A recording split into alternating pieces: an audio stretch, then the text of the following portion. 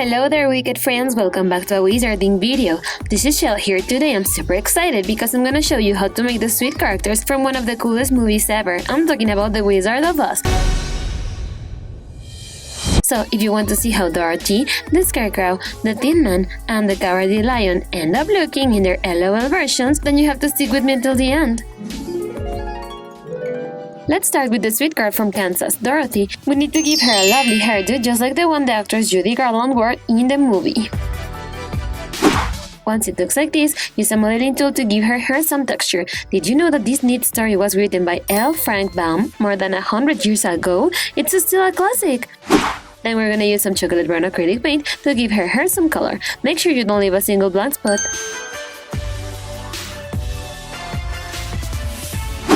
For the details of her cute hair ties, we need to paint a thin line on each of her pigtails with a tiny bit of Arctic white, just like this. Time to make her lovely outfit. She wears a super cute jumper dress that we're gonna make by cutting out some strips of this denim fabric.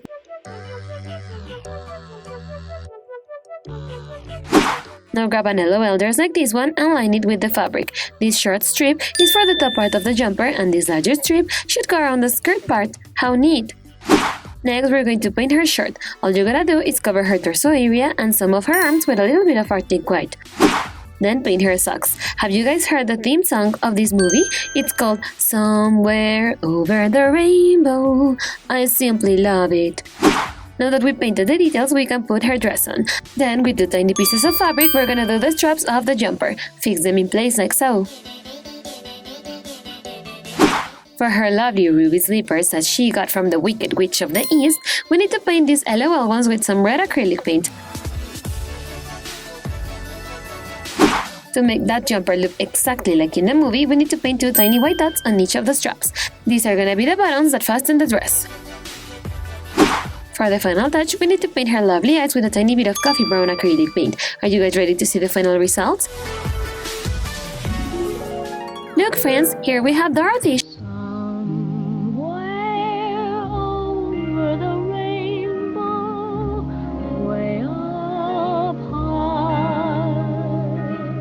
She certainly looks ready to go follow the yellow brick road with her friends. I simply love her jumper and her shoes. Our next transformation is gonna be the character who's always looking for a heart. I'm talking about the Tin Man. So let's start by shaping the top of his head with some red clay. Once his head has a pointy shape, we need to give it that neat thin look with some of this metallic silver acrylic paint. Cover the top of his head like so. Then we need to paint the rest of his face with some more of the metallic silver. Be careful not to paint his eyes, friends, just like this. Next, we're going to work on the details of his body. To make it look made out of metal plates, we need to place some clay in different sections. First the legs, and then the chest plate. And once his body looks like this, we're gonna paint it silver. Did you know that this is not the only story at the wonderful world of Oz? There are so many books with sequels that are great. Here we have some cardboard pieces that we're gonna paint silver as well. We're gonna attach them to his body to make it look even more realistic. Place them on his arms and legs like so. And since he's a Tin Man and he's exposed to rain and humidity, he's got some rust on his body, so let's add it with a little bit of metallic copper acrylic paint. Then we're gonna use the tip of our modeling tool and a tiny bit of the metallic copper to add the screws on his chest. Just tap gently like so.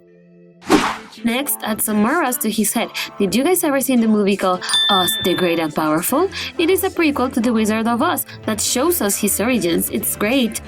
Let's keep adding more detailed plates to his body. This one is gonna go right around his neck. Here is another fun fact about the movie. It originally flopped at the box office. It was until it was released on TV that it became a huge success. And something that cannot be missing is his axe. Let's make it with some of the metallic cardboard. Cut out a piece like this one to make the blade. Then attach it to a toothpick and paint it silver as well. Now our Tin Man will be ready, friends. Come with me to see the final results. Here we have the Tin Woodsman. Perfect? Bang on my chest if you think I'm perfect. Go ahead, bang on it. Beautiful! What a necklace! He looks incredible with that awesome silver finish and those rusty details that make him look even more realistic. How cool! Next up is our little brainless friend, who didn't really lack a brain at all. He was just too young and hadn't learned a lot yet. Let's start molding the Scarecrow's hat out of our dry clay. Dorothy met our friends in a field in the Munchkin land. He was wearing a forest green top, so we're going to make one out of his cool satin fabric. Once you have the guidelines done, cut around leaving a couple of millimeters so we can assemble it later on. Of course, he was wearing some pants as well. We will give him a new pair, just like the ones he was wearing, out of this chocolate brown felt fabric. We can start cutting now. Use a pair of scissors and remember you need 2 parts for each piece of clothing so we can put it all together, the front part and the back part.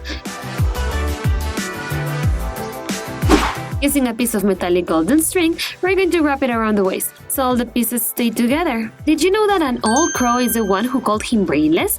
That's why he joined Dorothy on her quest. Air clay will help us in this step to make the ends of his head sack, sculpt some around the neck, and create the folds using a modeling tool by pushing it into the clay. While the neck ruffles cure, we're going to start painting his hat with a dark chocolate acrylic paint. By the end of the story, the Scarecrow is known as the wisest man on land. The Scarecrow's skin is actually made out of straw sack, so we're going to paint the face and neck ruffles with this nice banana yellow acrylic paint and a tiny brush. Also has some really cute brown booties to walk along the yellow road, so I'm grabbing these shoes and I'm going to fully cover them with the same chocolate acrylic paint. To add detail, we rolled some air dry clay worms to wrap around his little boots and cuffs, then a quick brushing of glue so this finely milled sawdust can stick to them. One detail we cannot forget is his super cute and unique brown nose, which we will paint on his face using a small dotting tool and the chocolate brown acrylic paint.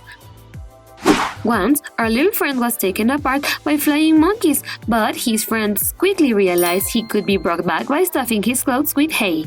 Let's bring our own Scarecrow to life, painting his eyes.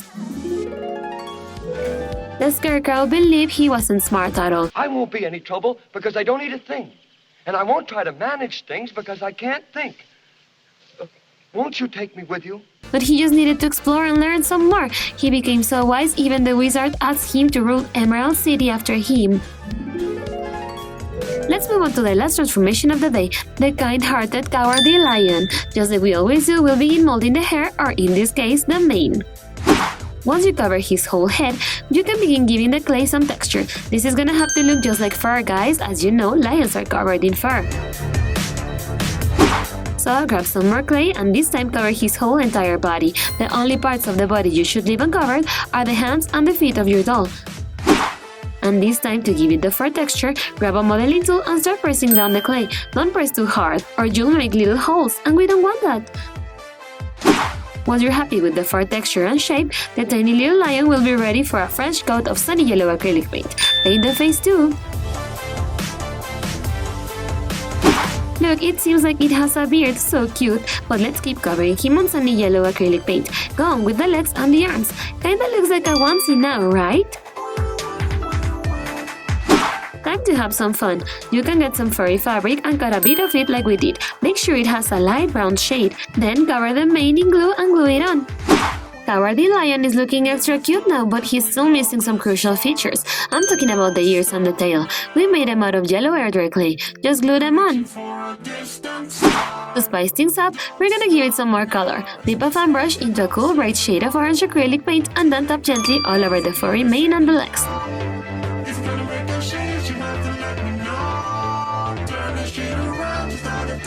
Then we're gonna repeat this process, but this time we're gonna do it with some chocolate brown acrylic paint.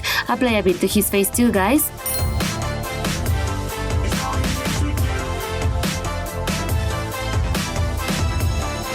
And finally, the nose. We need a tiny ball of brown clay, and we're gonna paste it right in the middle of his face. For the whiskers, cut out some pieces of straight wire and attach them like so.